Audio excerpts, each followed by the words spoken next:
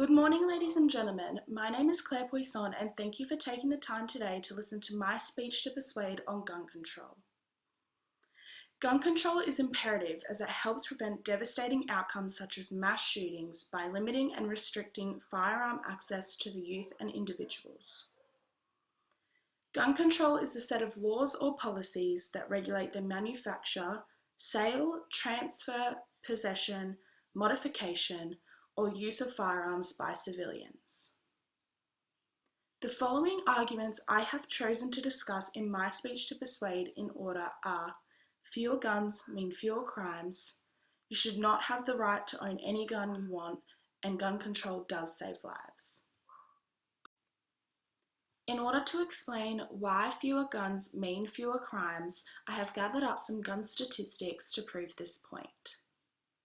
Did you know that America owns 46% of the 857 million civilian-owned guns worldwide, with America also owning more guns per capita than residents of any other country?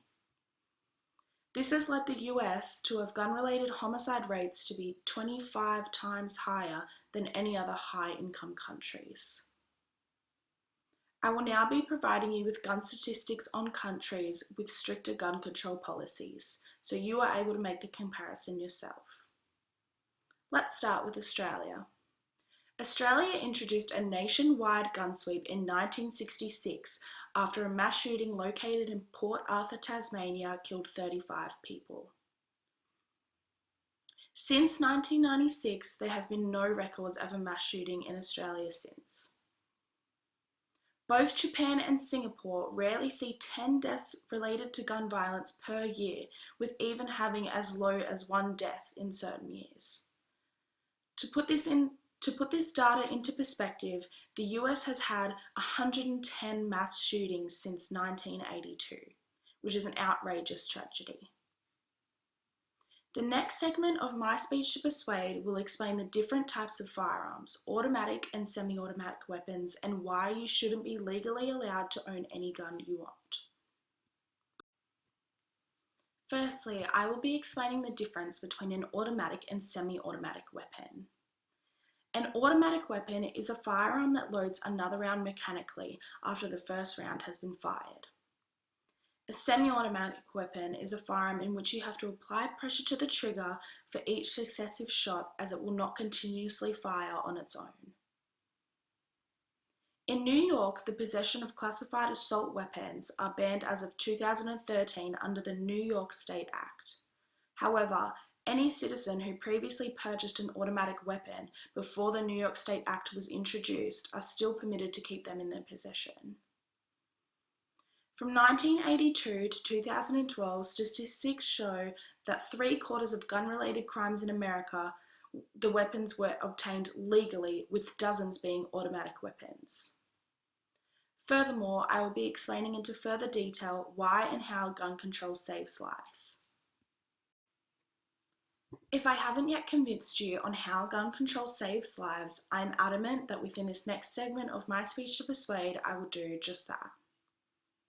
In South Africa, after strict gun laws were introduced, the country's gun-related deaths went down by 14% between the years of 2000 to 2005. In Australia, after implicating a nationwide gun sweep and strict laws in 1996, the country has not had a single mass shooting since, and gun-related deaths have also decreased by 14%. Not only is America failing the highest to decrease their gun-related statistics, but the US actually reached a peak in 2017 with the highest record of gun-related deaths since 1968, with a total of nearly 40,000 people being killed. I acknowledge the opposing side to my argument on gun control and understand that the Second Amendment was created for our rights to keep and bear arms. However, these statistics clearly state the importance and imperative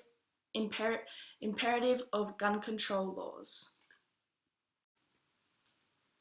To conclude, I believe it is absolutely imperative for all countries, and especially America, to enforce strict gun control. There is no doubt that by doing this we are saving lives, and the statistics prove this. Did you know that Stephen Paddock, who was responsible for the Las Vegas mass shooting that took place in 2017, obtained all of his weapons legally, which included over 20 assault weapons?